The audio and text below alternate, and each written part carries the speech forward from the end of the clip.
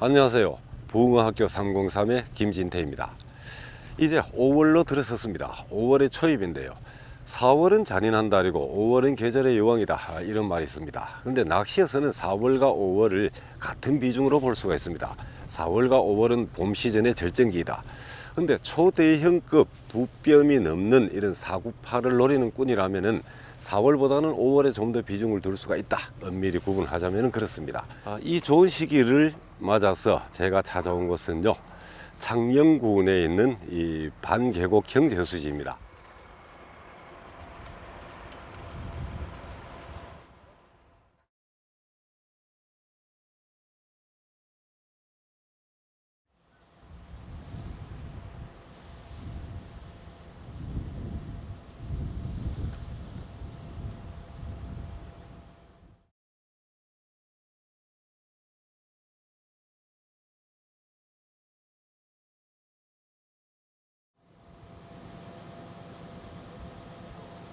오 5월이 더 좋은 이유, 4월보다 더 좋은 이유는 봄 햇살이, 봄 햇볕이 축적이 되기 때문인데요.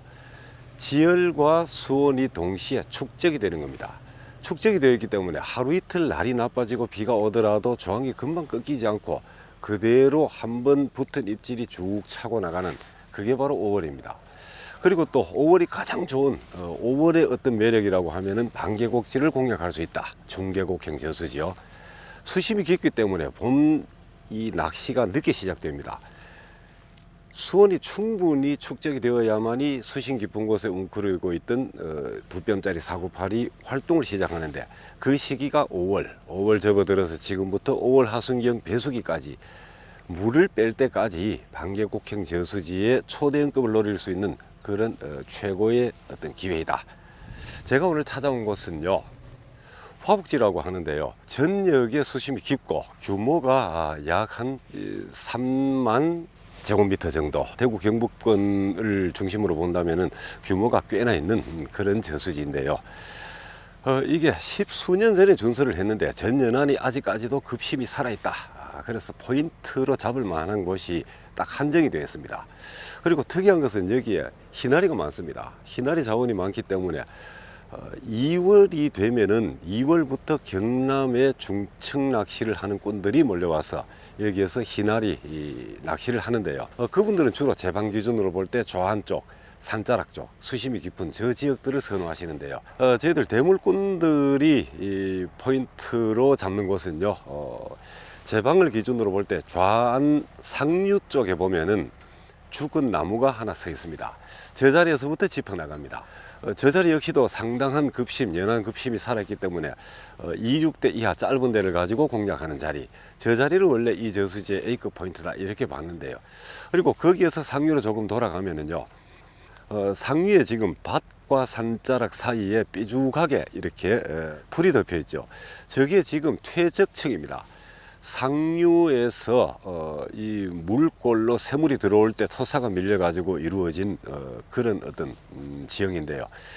저 주변이, 저기가 가장 최고 A급 포인트다. 저 자리가 최고 포인트가 되는 이유는 전연안이 급심인데 저기는 퇴적층이 쌓여 가지고 얕은 수심을 이루고 있다는 첫째, 수심의 차이. 그리고 두 번째, 저 자리는 또 퇴적된 상류로부터 물에 쓸려서 내려온 잔자갈이 깔려 있는 자리다. 뻘이 없다는 뜻이죠. 바닥이 굉장히 깨끗하다. 그래서 잔자갈이 깔려 있는 그런 어떤 특징으로 인해서 제 자리가 최고 포인트입니다. 특히나 지금 봄 시즌이기 때문에 산란 과정에 있는 붕어가 저 자리를 가장 탐내겠죠. 근데 저 자리에 지금 제가 앉을 수 없는 것이 카메라가 따라 붙을 자리가 없습니다. 사람 하나 끝에 저 곧뿌리 자리에 나가서 앉아서 낚시를 하기에는 부족함이 없는데 카메라가 따라올 자리가 없습니다. 그래서 저 자리는 아쉽지만은 미루고요.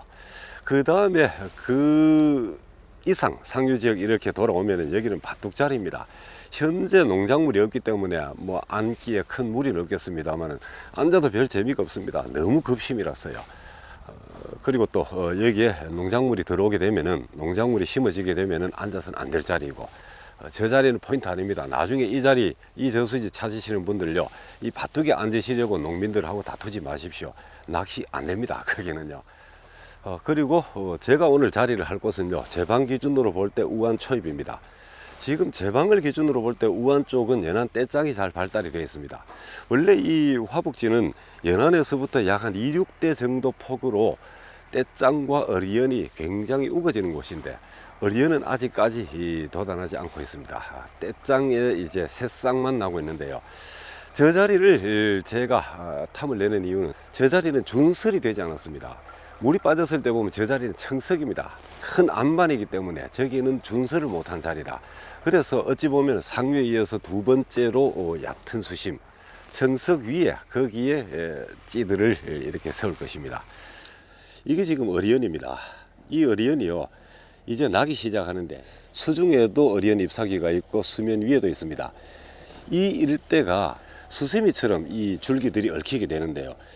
이거 어리연 밭에서 찌를 하나 세우기 위해서 수초 낫을, 수초 제거기를 잘 다루는 분이 4, 50회 긁어내면은 겨우 찌가 설까, 그 정도입니다. 정말 이 겁나는 수초, 다루기가 버거운 수초인데요. 아직까지는 어리연이 지금 우거지지 않고 있습니다. 눈으로 포인트를 읽을 때 굉장히 기분이 좋습니다. 도착해서 내 포인트를 딱 보면서, 자, 오늘의 대편성을 어떻게 하고, 붕어는 어느 식으로 어느 쪽으로 어떻게 탈 것이다, 이걸 읽어가는 과정, 굉장히 기분이 좋죠. 긴장도 되고 다 읽어놨습니다. 어리연이 없어서 오늘 이 수초 작업은 굉장히 편하게 됐는데요. 저 자리에 들어가서 다음 순서를 진행하도록 하겠습니다.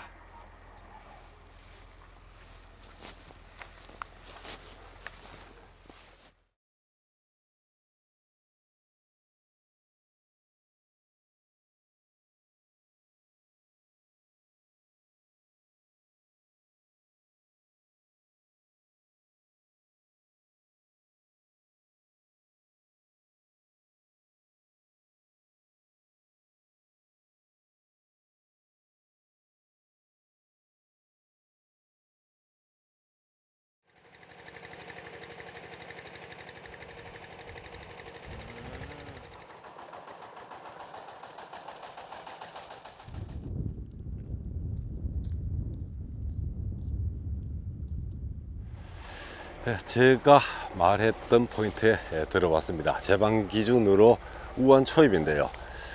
하류권이죠. 우한 하류권인데, 여기 지금 이 자리 일대가, 여기가 물이 빠졌을 때 보면은 청석 지역입니다. 전체가 큰 안반으로 이루어져 있는데요. 보통 우리가 수위가 약간 줄어 있는 상태에서 보면은 이 지역이 한 7, 80cm 정도 수심을 이루고 있습니다. 근데 지금은 아마 만수가 되다 보니까 한 80에서 1m 좀 넘는 그런 정도 수심을 보이게 될 건데요. 지금 이렇게 듬성듬성하니 곳곳에 통로가 이루어지고 맨바닥이 있고 이러면 이 전체가 이런 떼짱이 포인트권으로서 참 좋다. 밀생한 밭보다는 이런 자리가 좋다. 그렇게 안내를 드리고요. 만약에 이 떼짱 밭이 아주 촘촘하게 밀생해 있다, 빈틈없이 딱 밀생해 있다, 그 속에 구멍을 내봤자 잔챙이 일색입니다. 떼짱밭 속에는 잔챙이가 들어오게 되어 있습니다. 씨알이 좋은 어떤 대물급들은 이렇게 떼짱밭 속에는 잘 들어오지 않습니다. 떼짱 더미와 더미 사이, 저렇게 빈 공간들, 저런 곳들이 좋은 곳이다. 왼쪽부터 보자면은 여기 이 빈 공간이 눈에 띕니다. 떼짱밭은 넘겨 가지고 붙이는 게, 저기에다 찌를 세우는 게 정석인데, 지금 이 제 머리 위에 전기줄이 지나가기 때문에 긴 데를 못 넣습니다. 할 수 없이 이 자리는 여기쯤에 찌를 하나 세우고요. 그 다음 2번은 여기가 들어가게 됩니다. 여기 들어가는데, 여기에서부터 이렇게 선으로 연결하면은 이 안이 포인트권이다. 그러니까 여기 세우기 좋은 자리, 이 자리 정도가 좋은 지점이 된다. 떼짱밭에서 반드시 이 구멍 속에 여기다가 찌를 세우려고 애쓸 필요가 없다. 그 점을 안내를 드리고요. 그럼 3번 자리는 이 떼짱 더미와 이 떼짱 더미 사이, 수초 낫을 찌르지 않더라도 채비를 몇 번 투척해 가지고 여기에 바닥을 깨끗하게 해주면 찌가 설 것이고요. 그 다음에 또 보십시오. 이 떼짱을 비록 덩어리는 작습니다만 독립떼짱이라고 봤을 때, 독립떼짱을 공략하실 때는 여러분들 기억을 하십시오. 떼짱 뒤에도 좋고 옆에 어깨를 짚어도 좋고 또 넘겨쳐도 좋다. 지금 여기에다 찌를 딱 세우면은 그림은 예쁘게 나오죠. 근데 밑에는 분명히 이 떼짱 줄기가 얽혀 있습니다. 요만큼 거리를 띄워서 여기 정도 전문꾼이 봤을 때 이 대편성 참 어수룩하게 해놨구나 싶을 정도로 약간 벌려가지고 여기 정도 이렇게 붙이면 좋겠고요. 그 다음 마지막 자리, 이 지점을 짚어보겠습니다. 여기는요, 이 지점에 찌를 세우면은 이 산란 동작에 들어가 있는 붕어가 연안에서 가깝고 주변에 떼장이 잘 발달되어 있고 저게 통로가 되는, 구멍의 입구가 되는 이 자리, 분명히 여기 좋은 입질이 닿을 겁니다. 그런데 문제가 뭔가 하면요, 만약에 이 자연 구멍인데요, 인위적으로 뚫은 구멍이 아니고 이 자연 구멍이 가물치가 만들어 놓은 구멍일 수가 있습니다. 산란 동작에 들어가 있는 가물치가 틀을 잡고 있으면 그 주변에는 붕어가 들어오지를 못합니다. 어지간한 낚시 경험이 있는 꾼이 본다면 A급 중에 A급입니다. 이 자리에 찌를 반드시 세우고 싶은데요, 문제는 찌를 세웠을 때 저 속에 가물치가 웅크리고 있다면 저 자리는 오늘 밤중으로 입질을 볼 수가 없는 자리다, 이렇게 볼 수가 있습니다. 제가 항상 강조하는 것이 이 양쪽 끝대가 이루는 각이 110도인데 지금 여기는 110도를 훨씬 넘죠. 이렇게 되면은 눈을 좌우로 밤새도록 계속 돌리면서 봐야 된다. 피곤하기 그지없는 낚시가 된다. 그리고 그 피곤함으로 인하여 집중력을 잃게 되기 때문에 정말 좋은 입질이 왔을 때 그 순간에 허챔질을 하거나 챔질 타이밍을 놓치는 그런 일이 생길 수 있습니다. 그래서 우선 대편성을 하면서 저 자리를 버릴 것인지 혹은 취할 것인지 대편성 중에 선택을 하는 것이 맞을 것 같습니다. 수초 제거기를 가지고 포인트 구멍 작업을 하면서 쓰레기는 그냥 지나쳐 버린다. 이 수초 작업 하시는 길에 포인트권에 조금씩 늘어져 있는 쓰레기들 같이 끄집어내 주시면 언젠가는 버리는 분보다는 줍는 분이 훨씬 많아지게 됩니다. 제가 드리는 이 말이 정답이고 분명히 틀림없이 그렇게 될 겁니다.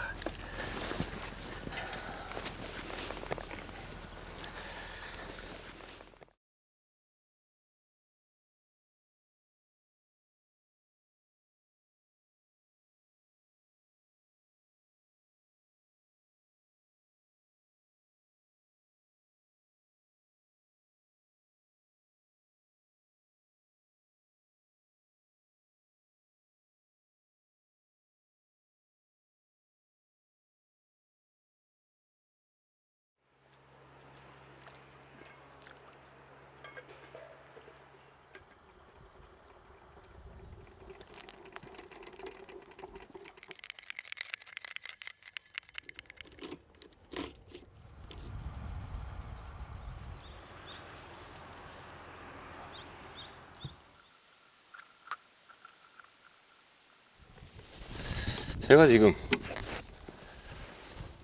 받침대 없이 대를 먼저 이 구멍 위치를 확인해서는 대를 바닥에 놓고 그 다음에 지금 받침대를 거치를 하고 있습니다.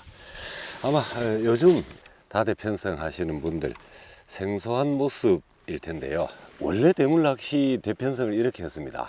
받침대 주걱과 찌가 정확하게 일직선을 이루는 것, 그것을 낮에 밝을 때 그 작업을 정확하게 해놓지 않으면 밤에 정확하게 그 지점에 다시 찌를 세운다는 게 거의 불가능해집니다. 그래서 습관적으로 뒷꽂이와 받침대 주걱과 찌가 정확하게 일직선이 되도록 이렇게 대편성하는 것, 대를 거치하는 것, 그런 습관을 들이시기 바랍니다. 뒷꽂이 부분을 보시면은 낚싯대가 겨우 얹어지도록 이렇게 놓고 있습니다. 총알의 기능을 살리기 위해서입니다. 총알을 다는 이유가 대상어가 이렇게 대를 찼을 때 총알이 걸리도록, 대를 빼앗기지 않도록 하기 위함인데, 이 총알의 기능이요, 이렇게 나왔을 때는 총알의 기능이 상실되는 경우가 있습니다. 특히 지금부터 이제 반개곡지라든가 개곡지 급심대 포인트에 앉았을 때 붕어가 열에 9번 대를 이렇게 차주지만은 아주 고약하게 대를 차는 녀석들이 있습니다. 이렇게 해가지고 이렇게 들면서 차는 경우가 있는데요, 이 총알의 무게는 있습니다만은 습관적으로 이렇게 해놓으면요, 살짝만 걸리면 떨어지면 바로 걸리도록 위로 들든지 혹은 밑으로 내려차든지 떨어지기만 하면 총알이 걸려준다. 그래서 이렇게 걸쳐 놓는 겁니다.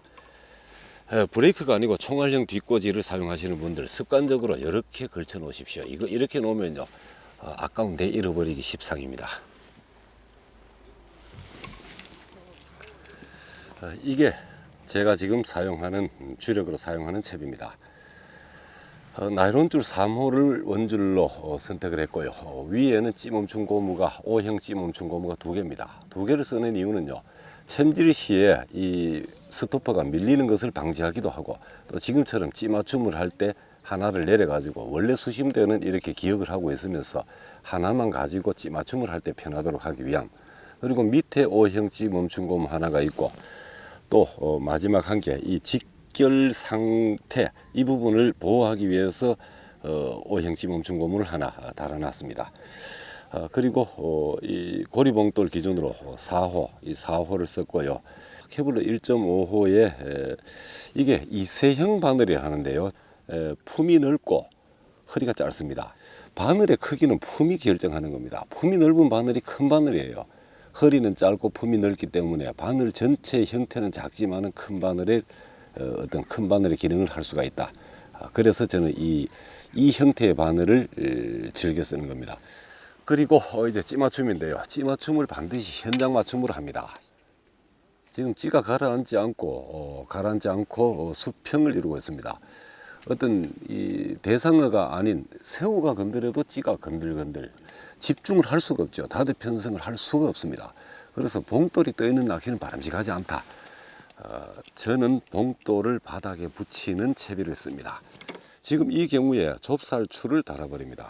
근데 이 좁쌀추는 분납을 위한 것이 아닙니다. 가라앉도록 하기 위해서 원래 5호를 가지고 깎아서 해야 된다 이 뜻이죠. 근데 5호를 가지고 많이 깎아야 되니까 귀찮아서 4호를 쓰는 겁니다. 분납이 필요할 시에 자, 케미 마디가 나오도록 찌맞춤을 해가지고 좁쌀추를 달아버리면 어떻겠습니까? 찌가 바닥까지 내려갑니다. 이 좁쌀추를 요 매듭까지 내려버리면 분납이 되어 있죠. 이 경우에는 좁쌀이 바닥에 닿아 있고 본봉돌은 떠 있는 겁니다. 예민한 채비가 되는 거죠. 자, 그랬다가 그 채비를 가지고 이번에는 수초가 찌드는 곳에 가서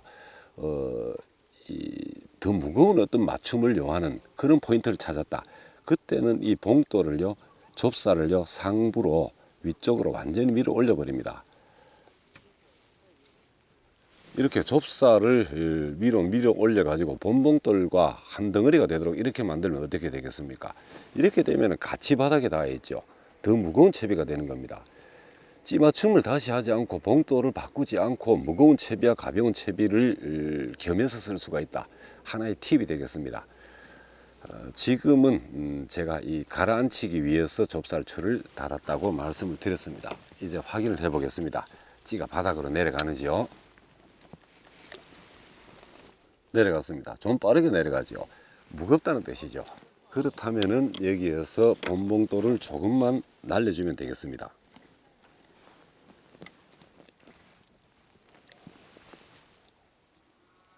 지금은 어떻습니까? 내려가는 게요, 아주 내려 꽂지는 않습니다.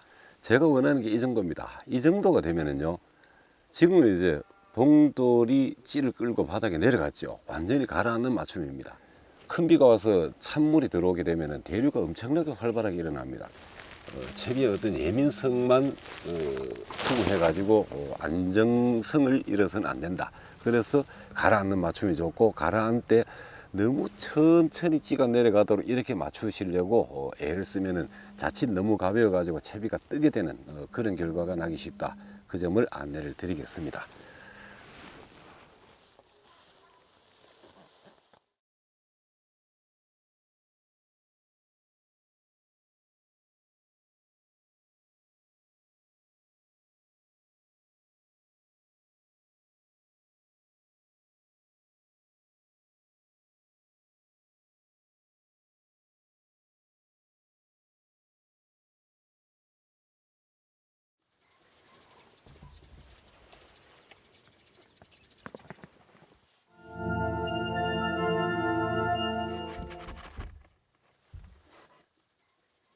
씨알이 어째 자로 잰 듯 고른 아홉치 꽉 차는 이런 붕어들이 나왔는데요.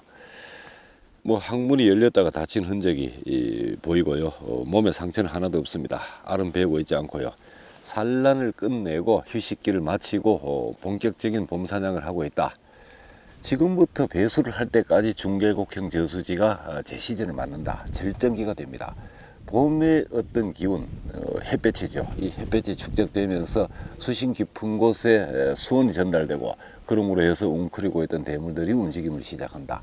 여러분들이 이 방송을 보실 때쯤은 평지지도 물론 좋습니다만 중계곡형 저수지를 공략하실 때다. 그 점을 안내를 드리고요. 이게 진짜 토종붕어입니다. 유선형이지 않습니까? 유선형이면서 두께가 상당합니다. 그리고 이런 형태의 붕어가 대형어로 성장을 잘 합니다. 굉장히 여러 가지 어떤 매력을 가진 저수지다. 마리수도 많고 또 CR급을 기대할 수도 있고 또 붕어 인물도 좋고 이 저수지에 7치 미만급은 잘 덤비지 않습니다. 낚시로 낚이는 붕어 중에서 가장 작은 CR급 그런 붕어들이 되겠습니다. 그리고 가물치인데요. 가물치 밭입니다. 이 저수지는 가물치가 엄청나게 많습니다. 지금 같은 이 아침 시간대에 이때 참붕어를 넣으면 여지없이 가물치가 물고 나오는데요. 아주 다루기 버거운 가물치들이 많이 덤빕니다.